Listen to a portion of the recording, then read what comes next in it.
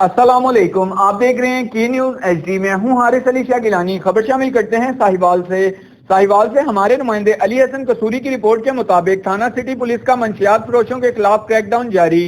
District police officer अमीर तैमूर खान की हिदायत पर DSP city circle Mohammad Salim Khan की जेर निगरानी SHO थाना सिटी साहिवाल मुदस्सर गफ्फार खान तजम्मल यकूब SI की अपनी टीम के हमरा पेशावराना सलाहियतों का मुजाहरा करते हुए बदनामे जमाना मंशियात फरोश तारिक सिकना दशहरा ग्राउंड साहिवाल को रंगे हाथों गिरफ्तार कर लिया। मुलजिम से 1.6 किलोग्राम चरस और 50 ग्राम हेरोइन पाउडर बरामद किया।